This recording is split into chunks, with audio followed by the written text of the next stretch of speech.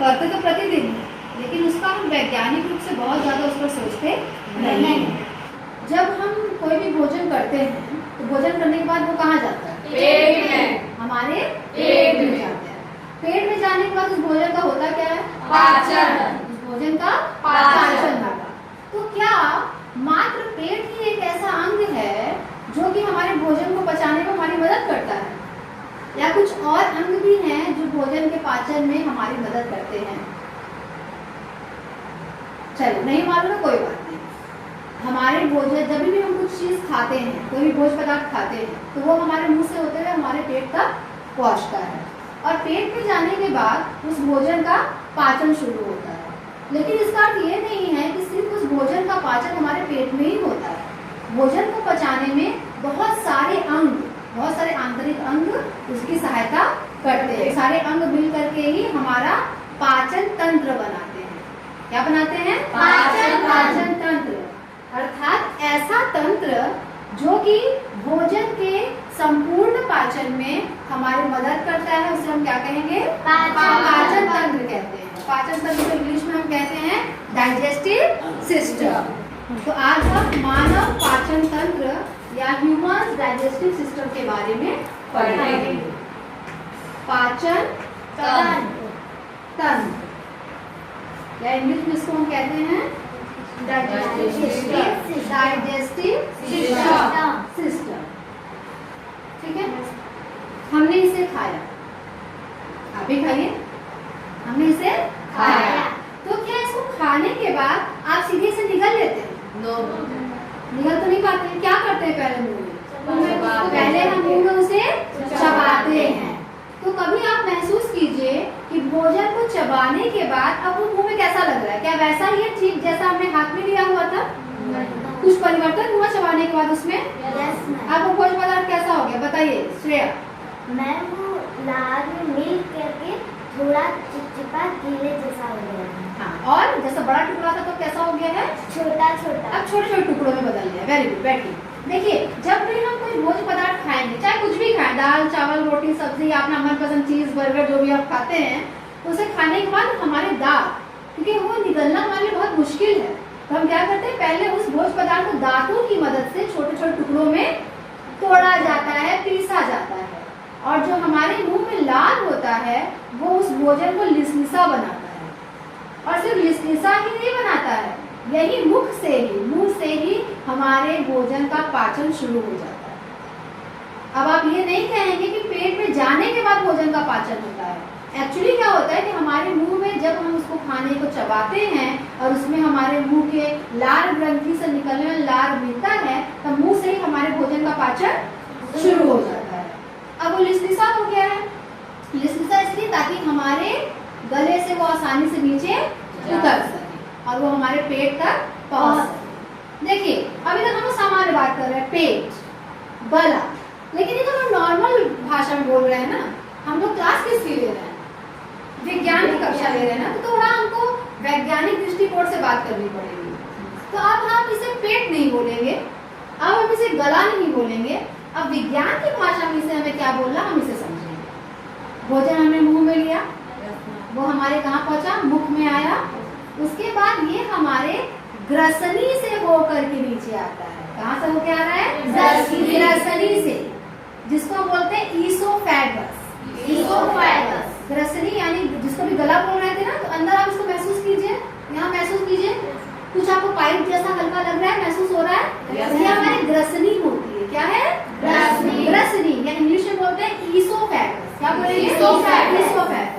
तो जो अभी हमारा भोजन अंदर आराम से चिकना लुब्बी जैसा बन गया है ना, इस ग्रसनी से होते हुए हमारे, जिसको आप अभी पेट बोल रहे थे, हमारे पेट तक पहुंचता है। अब आप सोच रहे हो कि मैम बोल रही है, हम सोच ही रहे हैं कि पेट पे पहुंच गया, और अभी हम अंदर के अंगों को देख पा नहीं रहे हैं।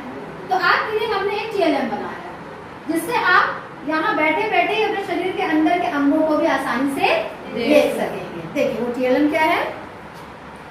ये हमारे पाचन तंत्र का एप्रेन है। क्या है? एप्रेन। पाचन तंत्र का एप्रेन। चलिए इसको पहनते हैं। देखिए ये हमारा पाचन तंत्र का एप्रेन है, नाम जान लें। हमने कहा ये क्या है, मुख है हमारा, माउथ है। Yes. क्या है ये, Mouth. या मुंह। क्या है, मुंह। यहाँ से वो खाना नीचे पहुंचा, यस ये हमारी है ग्रास नली।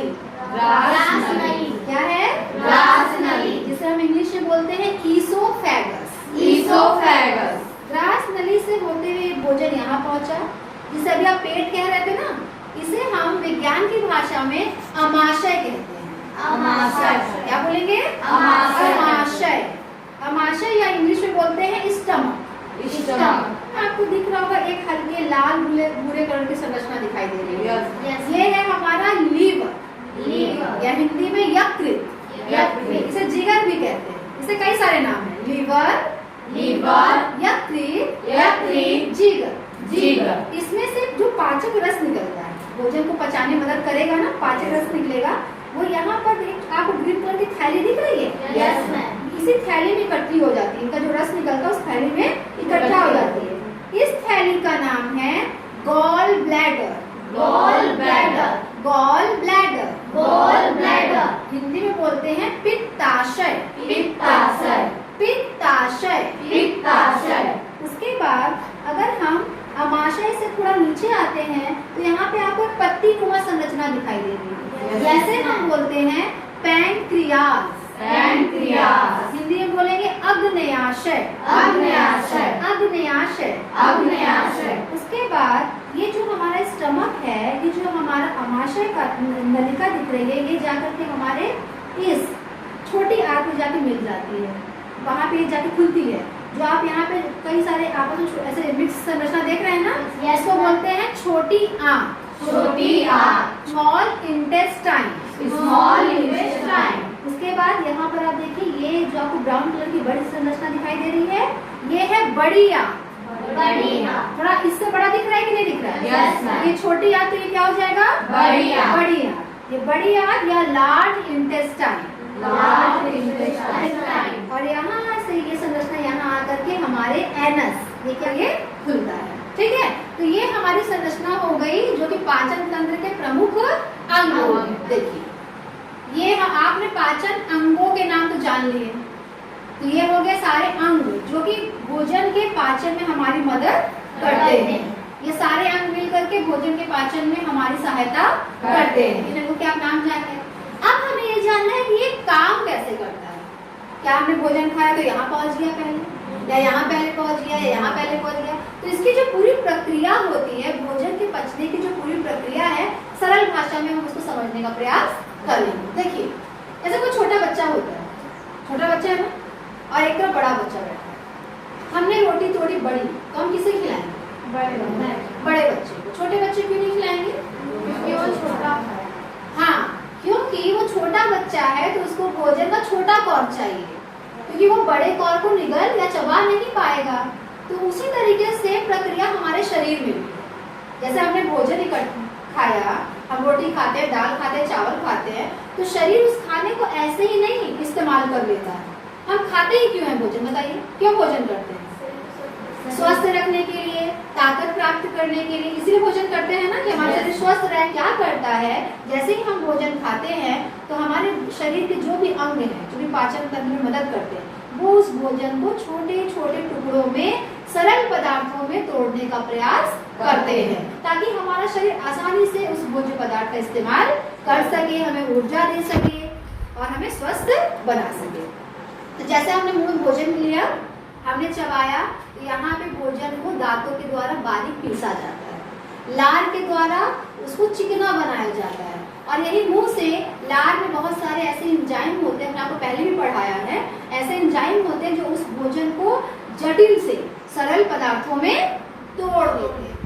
अब वो भोजन लार की तरह लुगदी बन गई, और वो हमारे ग्रास नली से होते हुए, ग्रास नली यहाँ है, ग्रास नली से होते हुए वो हमारे अमाशय में आके भोजन रख गया। अब यहाँ हमारा भोजन कहाँ आ गया? अमाशय यानी स्टमक में आ गया। अब यहाँ पे क्या होगा?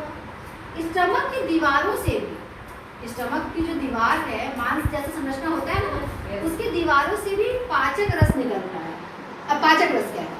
वह रस जो भोजन को पचने में हमारी मदद करेगा, उसको हम क्या कहेंगे? पाचक रस कहेंगे। So easy. पाचक रस क्या है? नहीं, एक बच्चा कोई भी एक बच्चा। मोनी बताइए मैम पाचक रस क्या है? वह रस जो हमारे भोजन को पचने में हमारी मदद करेगा। वो क्या कहलाएगा? पाचक रस कहलाएगा। Very good, sit down. तो पाचक रस तो सिर्फ अमाशय से नहीं और अंगों से भी पाचक रस निकलते हैं। तो पहले हम अमाशय के बारे में जानते हैं। तो अमाशय से क्या निकला? पाचक रस निकला। जो भोजन यहाँ पे थोड़ा थोड़ा पच करके यहाँ पहुंचा था ना, अब अमाशय की दीवारों से जो रस निकल रहा है वो उस भोजन को और पचाने में मदद करेगा। तो यहाँ पे मान लीजिए 20% मुंह में बचा, तो यहाँ तक आते थे 60% बच गया। अभी पूरा नहीं बचा है, 60%, यानी अभी भोजन का पाचन पूरा बचा हुआ है। तो यहाँ पे आके भोजन थोड़ा और पचता है, ठीक है। यहाँ भोजन का थोड़ा पाचन हुआ, उसके बाद इस भोजन को यहाँ पाइप के द्वारा जो आप देख रहे हैं ना, इसके द्वारा छोटी आंत में पहुँचा दिया जाता है। अमाशय से भोजन कहाँ चला गया? छोटी आंत में। जब छोटी आंत में वो आधा पचा हुआ भोजन पहुँचता है तो यहाँ पर इस अग्न्याशय से अग्न्याशय रस और पित्ताशय से पित्ताशय रस जा करके उस आधे पचे भोजन में मिल जाते हैं। और क्यों मिल रहे हैं? क्यों मिल रहे हैं जाके उस भोजन में? ताकि भोजन को पूरा पचा सके। जब तक भोजन पूरा पचेगा नहीं, शरीर हमारा उस भोजन का इस्तेमाल नहीं कर सकता है। तो उस भोजन को पचने के लिए अब यहाँ जब हमारा अमाशय से छोटी आंत में भोजन पहुंच गया है, आधा बचा हुआ भोजन पहुंचा है, अब अग्न्याशय से अग्न्याशय रस और पित्ताशय से पित्ताशय रस जा करके इसके अंदर मिल जाएगा।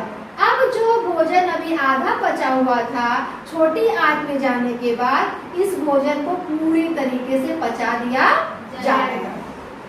अब यहाँ पे जैसे हम अनार का रस निकालते हैं ना, तो अनार का जूस एक प्याली में इकट्ठा हो जाता है जिसको हम पीते हैं, और जो उसका वेस्ट मटेरियल क्या होता है उसको बाहर फेंक देते हैं।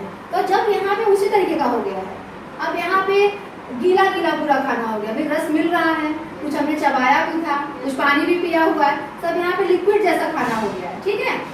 अब जो हमारी ये छोटी आंत, आप छोटी आंत जो देख रहे हैं, मैं इसका एक बड़ा स्ट्रक्चर आपको खोल करके दिखा रही हूँ। मान लीजिए छोटी आंत ऐसे आई थी, एक मैं छोटे से टुकड़े को यहाँ खोल के दिखा रही हूँ, एक छोटे से टुकड़े को, इसके अंदर उंगलियों जैसी ये संरचना बनी होती है। जैसी संरचना बनी होती है, उंगलियों जैसी ये संरचना बनी होती है। इनका काम क्या है? ये जो आपको उंगलियों जैसी संरचना, आपको छोटी आंत में संरचना, ये बाहर से नहीं दिखाई दे रहा, ये कहाँ पर है? उसके अंदर है। उसमें उंगलियों जैसी संरचना होती है, जिसे हम क्या कहते हैं? रीढ़ी कहते हैं। ये क्या करती है? जो भी हमारा यहाँ पे लिक्विड अवस्था में खाना दिख रहा है, पचा हुआ खाना दिख रहा है, इसके पोषक तत्वों को सोख लेती है। क्या करती है? सोख लेती है। तो पोषक तत्वों का अवशोषण कहाँ हो रहा है? छोटी आंत में। अब इस सारे भोजन को इसके द्वारा जो अब अर्ध ठोस अवस्था में है, उसको कहाँ पहुँचा दिया जा रहा है? बड़ी आंत में। अब उस भोजन को कहाँ ट्रांसफर कर दिया? भाई हमने पोषक तत्व ले लिया, अब हमें उस भोजन का काम ही नहीं है, तो हम किसी और काम तो फेंक देंगे, तो अगले अंग तक पहुँचा दें। तो उसने क्या किया? इसको कहाँ पहुँचा दिया? बड़ी आंत में। तो बड़ी आंत ने क्या किया? उसने देखा नहीं, अभी इस अर्ध ठोस पदार्थ में, भोजन पदार्थ थोड़ा सा पानी रह गया है, तो उसने क्या किया? इस पानी को भी सोख लिया। उसने कहा हम क्यों काम से पीछे रहे? तो बड़ी आंत ने क्या किया? बचा हुआ जो भी पानी था उसको भी सोख लिया। अब सोखने के बाद अब वो भोजन जो भोजन पदार्थ अंदर था, वो हमारे शरीर के लिए कोई उपयोगी नहीं है, उसका कोई मतलब नहीं है।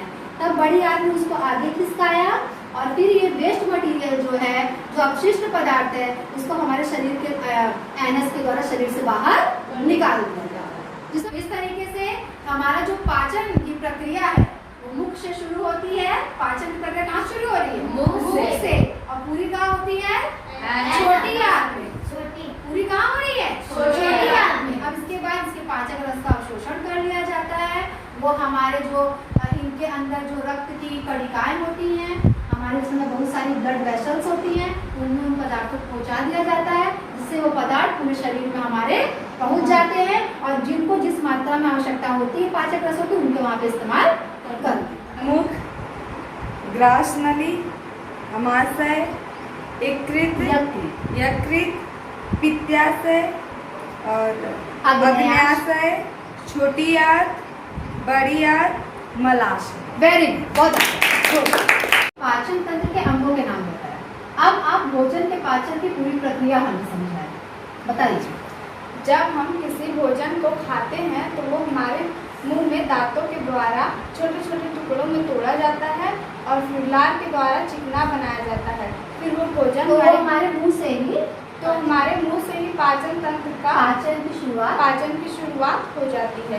फिर वह भोजन हमारे ग्रास नली से होकर अमाशय में आता है और अमाशय की दीवारों से अमाशय रस और इसके जो इस भोजन को पचाने में हमारी थोड़ी सहायता करता है।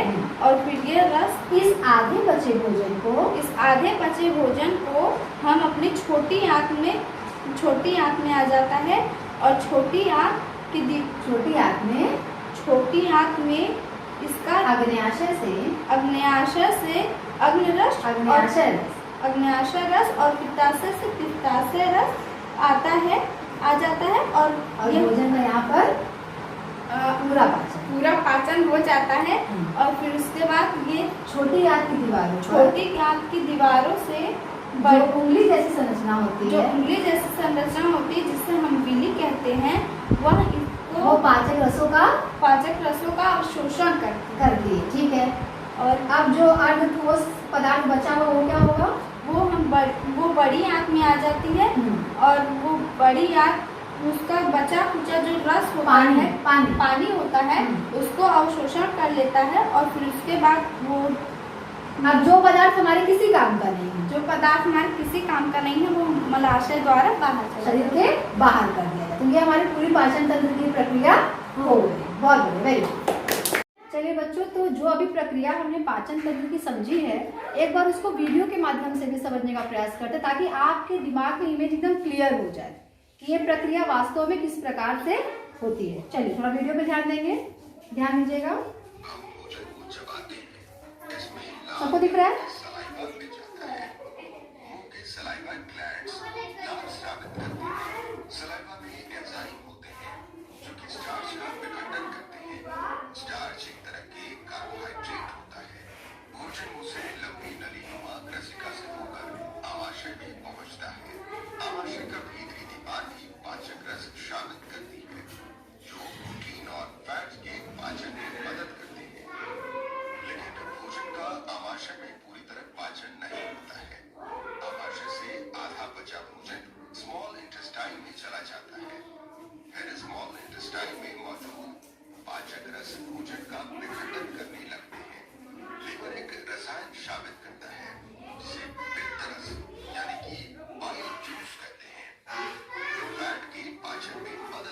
प्रक्रिया पूरी अच्छे से क्लियर हो गई है आपको? चलिए, ओके, थैंक यू।